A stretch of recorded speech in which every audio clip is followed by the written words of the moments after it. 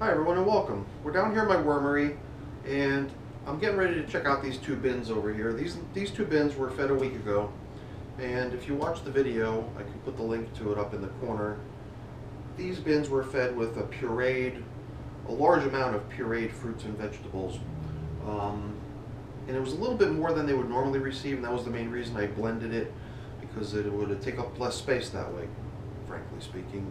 As a blend, as a puree, there's no pockets of air in between the individual chunks of food. So to me, it just seemed like it's a way to get a lot more food in there than normal. And that was only because I had so much food piling up in the refrigerator, it just had to go.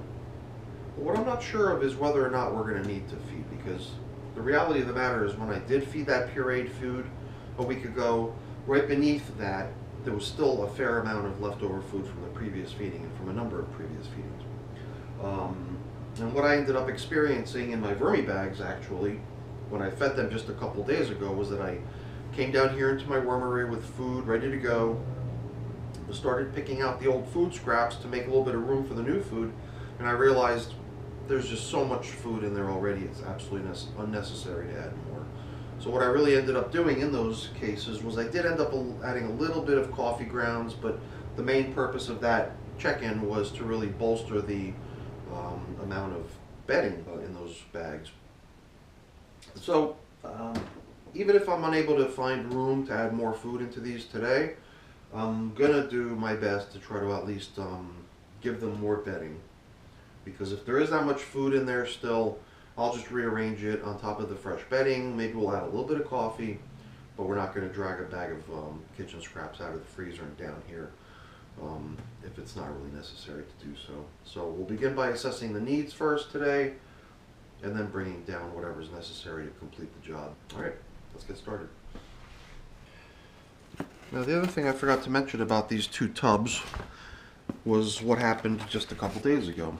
So after I fed them all that pureed food a week ago, I was just concerned to see how things are progressing. So I did check in here just a couple days ago to see how things were progressing.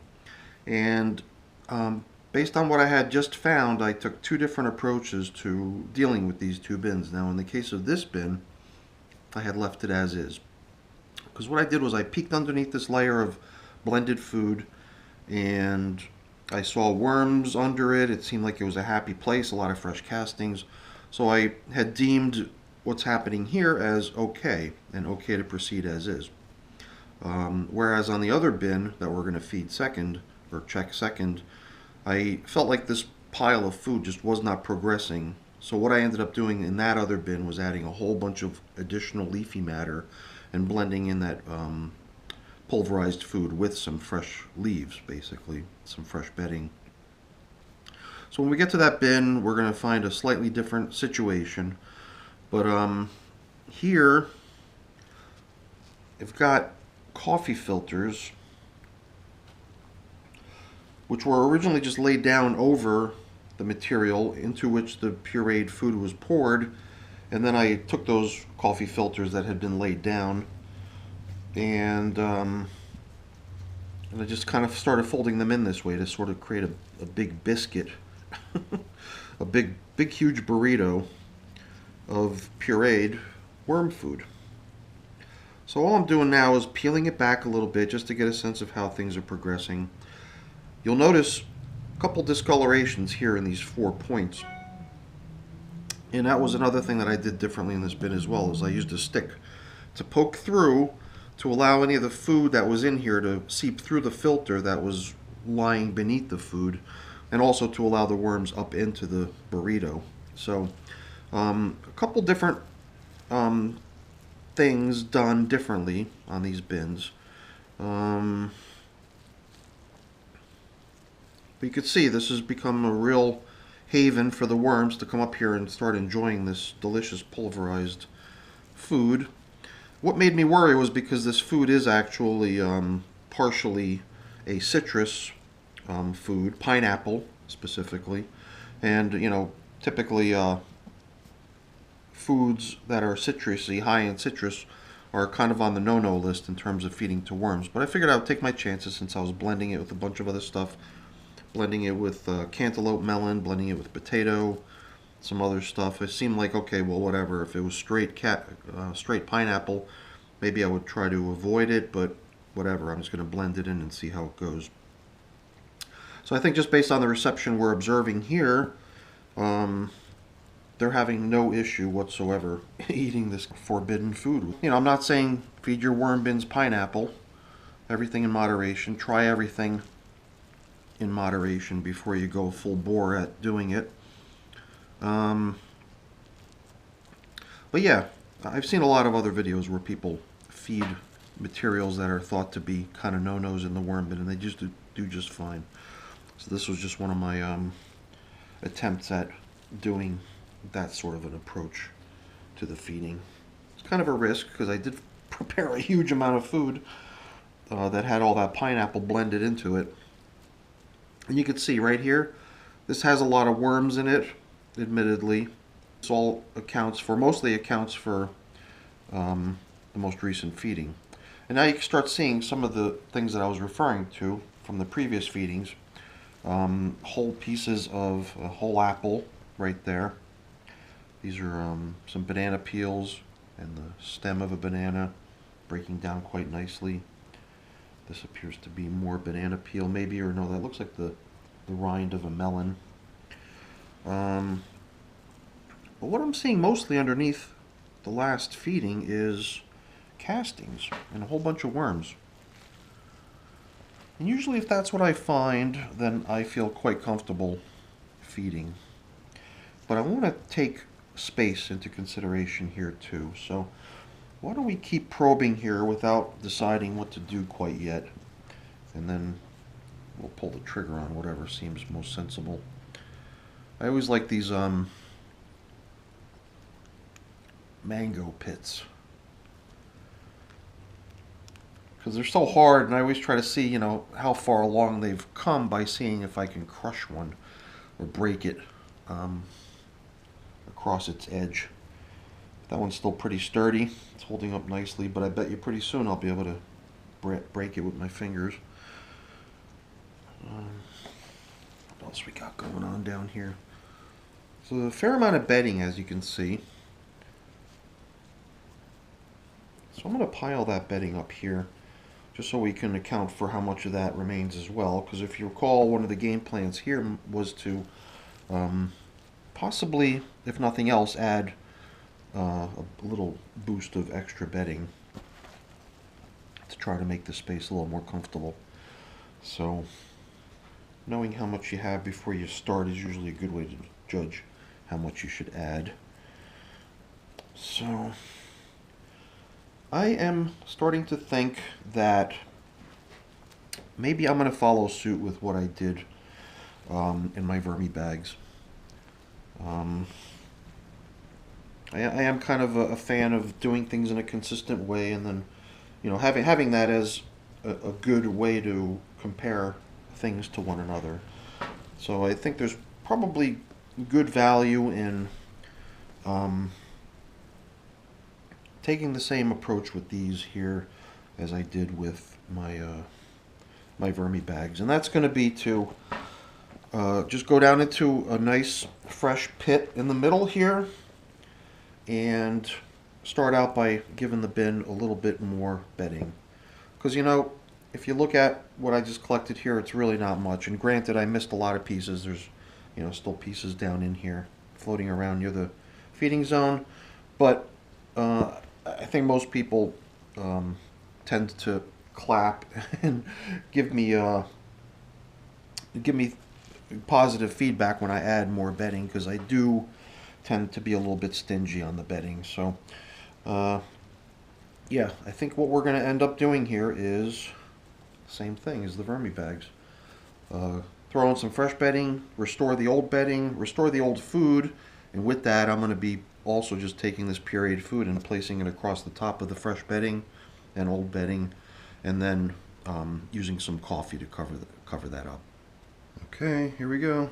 This is my standard container for storing used coffee grounds from upstairs, and besides that I've also got my fresh bedding here ready to go. Oops. So that was the game plan anyway, right? So let's take some of this fresh bedding material here.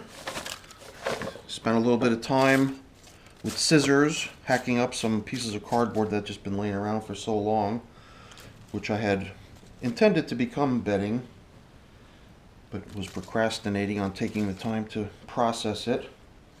So I just finally bit the bullet, grab the scissors and start chopping. Okay, see, with a fresh layer of bedding, the level starts coming up pretty quick. So let's get all these old food scraps back into the feeding zone here. So we'll keep these two more interesting things near the middle. This almost whole apple, which is really coming along nice. It's got some real soft texture to it in this mango pit. Everything else, like this tomato, looks pretty far gone already. I think some other things here might have classified as food, but for the most part it's mush. Mush usually equals that it's still viable food for the worms. Alright, so I think here on top we'll just we'll start spreading this remaining food stuff around. What I'm going to try to do is preserve a couple of these coffee filters if I can, because I always like to sort of mark where my feeding zones have been. Not that it would be so hard later to figure it out, but it's kind of just a tradition almost at this point. So I'm going to try to preserve a couple of the coffee filters here, which are still in pretty good shape, to use as a way of, oops, those were in good shape, to cover up the, let's see if we can use that maybe, or maybe this one, to cover up the feeding zone, you know. But all those other trashed pieces of coffee filter, I think, will just go in the pit with the rest of the food and everything as just bedding material at this point. Yeah, that'll work. Alright, so the worms seem quite content with this food. I was a little bit worried, you know, since there was some acidic food blended into it. But since it is mixed with some other materials, or maybe just because it's had a week to sit, it seems like it's not giving the worms any trouble whatsoever. Alright, so not sure how we can use these remaining filters here, but we'll try. I'm just going to shove things over a little bit, see if I can get my hands down the side here to see how the material is. Usually out here on the edges, at least in my bins, when you're away from the feeding zone, we got some slightly drier material, which I try to introduce into the feeding zone where the majority of the moisture is to be found. Sort of give that stuff a chance to be hydrated, give the worms a chance to start working it. So when it just sits there on the edge, dry as a bone, the worms can't really make much use of it. So it just sits. So I'm going to just see if I can find any other material here on the edge that looks like it could benefit from a little added moisture. Stuff on this side looks pretty good. Stuff on the other side looked pretty good too, so I can't complain. Alright, so I think before we drop in the coffee, I'm going to scout around here to see if I can find some other stuff that really belongs down the middle in the feeding zone. Yeah, I think we got it all. Looks pretty good. What appears to be hunks of remaining food. Yeah, they'll find it. Doesn't matter. Doesn't have to be in the feeding zone for them to find it. Alright, so we're just going to take this little bit of coffee and treating the bedding that we dropped into the bottom as well as food. Now we've given them a feeding. So I'm going to mark it that way on my tracking spreadsheet. Even though it's not a lot of food, it's still the addition of some stuff that's going to be edible for them at some point in the future. So I just like to sort of keep tabs. Even if it's a small feeding, it goes right into my tracking spreadsheet as a feeding. Alright. So, you know, one big problem with skipping feedings, though, is that I'm out of space in my freezer. So I mean, that's why I was kind of hoping to come down here and find space where I can add fresh food, but I also don't want to allow that to dictate what I do, especially if it's going to lead me to overfeeding. I do feel like I'm in a little bit of an overfed mode right now, so I'm just attempting to let things stabilize and get back to normal again, so whatever.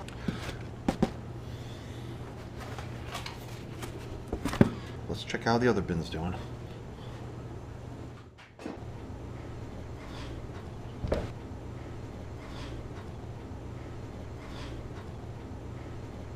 Feels like it's got, almost like it's got more weight to it. Maybe I've been a little bit more generous on the feedings with this one over time. So, when I was last in here, as I explained earlier, and I added leafy matter to the pureed food, I did take these two coffee filters and use them as my feeding zone indicator. So they'll go back in here to cover up where we feed. But this is what it looked like a couple days ago, so it hasn't really progressed much as far as I can tell.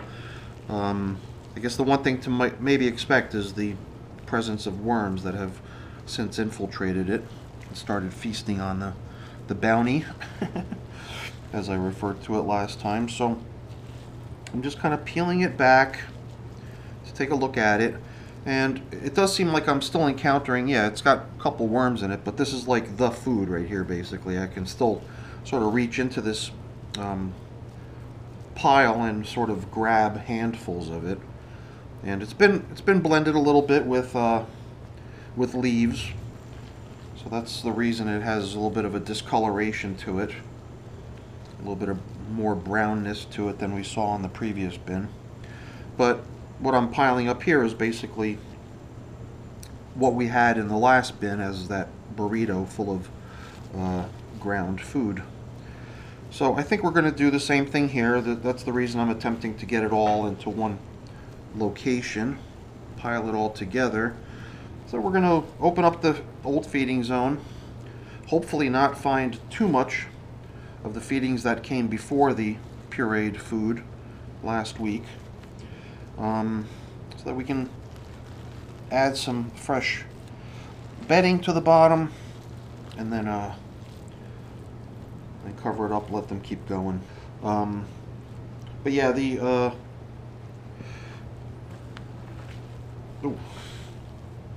addition of the extra bedding is going to be the main purpose of us coming in here today. I believe this is one of those slow composting test items we've been observing. It's a peach pit.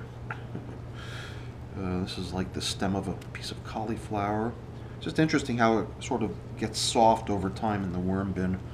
I guess mainly because it's just been infiltrated by bacteria and everything. It's just, you know, gradually being broken down from the inside out. Alright, I'm trying to keep the food in one place so that when it's time to put everything back down, it's not scattered all over the place. And it does feel like there's a fair amount that is going to be restored to the feeding zone when we pile it back in there. Because it does seem like of the older food that came before the blended food, there's just more of it. You know, there's the apple that we saw in the previous one, but I can see a lot more apple peels over here. Some of this bedding material too is from previous setups, previous feedings. I guess what we did last time was we tried to pile that up separately so that we can restore it to the feeding zone together with the fresh bedding we add. But yeah, you can see all this apple peels, a good amount of food from previous feedings to just put right back in once we beef up the bedding. So all this mush stuff, you know, I mean, it still has a fair amount of food content to it, but it's also heavily mixed with fresh castings at this point. So I'm not treating that as food to be restored. I'm just treating that as stuff that's coming along pretty good. Just part of the material of the bin. I guess down here we've got just some more bedding and some food scraps.